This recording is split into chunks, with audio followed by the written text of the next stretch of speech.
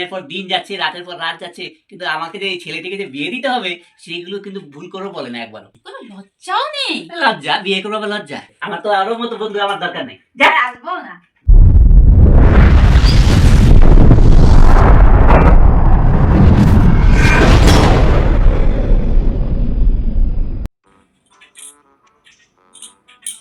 হ্যাবলা, What? আরে হ্যাবলা, এ তুই নেই? আরে হ্যাঁ রে।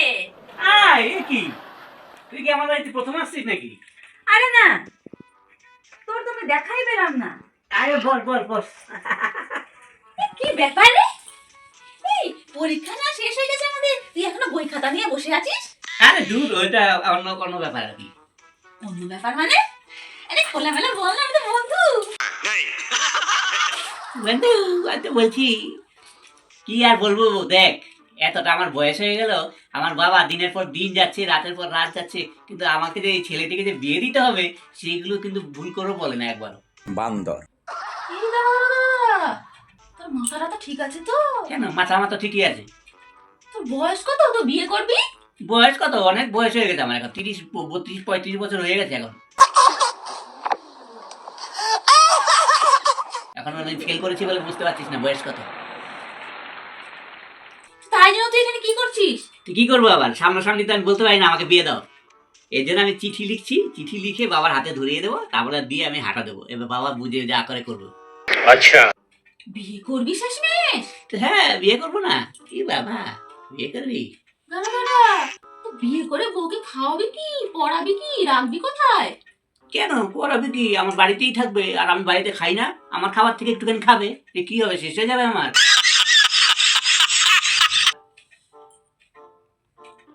যাকে বাবা, তোর বাবা বুঝবে। হ্যাঁ, বিয়ে করবি তুই, তোর বাবা বুঝুক, আমার জানার দরকার নেই। তা কি লিখেছিস শুনি? এ সমস্ত লেখা শেষ? লেখা শেষ, আর শেষের পথে আর কি, প্রায় শেষই হয়ে গেছে। বিয়ে করবো, এটা অবাক হওয়ার কি আছে? আমার মতো বয়সে অনেক ছেলে মেয়েরা বিয়ে করে 2-4টে বাচ্চা নিয়ে ঘোরে, পড়াশোনা করতে করতে দেখি অনেক বিয়ে করে স্কুলে যায়। ঠিক আছে ঠিক আছে, তুই পড় দেখি কি লিখেছিস তোর বাবাকে।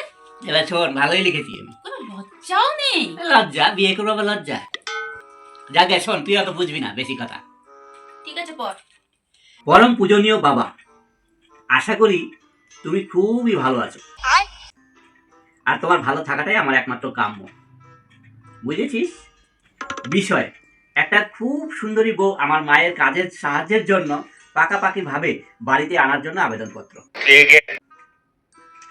বাবা, বিনীত নিবেদন এই যে আমি তোমার হোটেলের একমাত্র নিয়মিত বাকি কাস্টমার। মানে বাকি কাস্টমার মানে কি? মানে কি, মানে বাবার সংসারে, মানে আমাদের ঘরে যে আমি রোজ খাওয়া দাওয়া করি, আমি তো বাবাকে পয়সা দিই না, এই জন্য আমি এটা লিখেছি বাকির কাস্টমার। তুই এত কথা জানলি কোথা থেকে রে? পড়াশোনায় তো কোনো রসগোল্লা মার্কা, অথচ বাবাকে চিঠি লিখছিস এত ভাষা দিয়ে। যাই হোক পড়। পয়সা না দিলে তো বাকি বলে এটাকে। তো বাবার কাছে খেতে গেলে কে পয়সা দিয়ে খায়? তো পয়সা দিই না, তো এই জন্যই তো বাকি কাস্টমার লিখেছি আমি। ভালো বুদ্ধি তোর, বলে পড়। মানে তোমার ছেলে বিগত 30 বছর ধরে আমি তোমার হোটেলে নিয়মিত বাকি খেয়ে আসছি, আর কতদিন যে বাকি খেয়ে যেতে হবে তা বলতে পারছি না। এদিকে আমার মা এ বয়সেও একা একা বাড়ির সমস্ত কাজ সামলায়, তা দেখে আমি সন্তান হিসেবে কিছুতেই তা মেনে নিতে পারছি না। কথায় আছে, বাঁচার মতো বাঁচতে চাই, আর সময় মতো বউ চাই। বলে ফেলেছি, লিখতে আমার লজ্জা লাগছিল, তাও কি করবো, আমার দরকার, এই জন্য আমি লিখছি। সুতরাং বাবা, তোমার কাছে আমার আবেদন, একটা সুন্দরী মিষ্টি দেখে একটা বউ আনবে তোমার ছেলের জন্য। না না না না, আমার মায়ের কাজের সাহায্যের জন্য। ইতি তোমার ছেলে, নাম তো তুমি জানোই, তাও লিখলাম তোমার ছেলে হ্যাবলা। এই হ্যাবলা নামটা যে কে দিয়েছিল তাকে পেলে আমি ইচ্ছা মতো ধোলাই দিতাম। নাম খুঁজে পাই না, হ্যাবলা। তোর নামের সাথে তোর একদম মিল আছে। তো হ্যাবলার মতন বাবার কাছে এত সুন্দর করে তোর ভাষা দিয়ে চিঠি লেখে না, বুঝলি?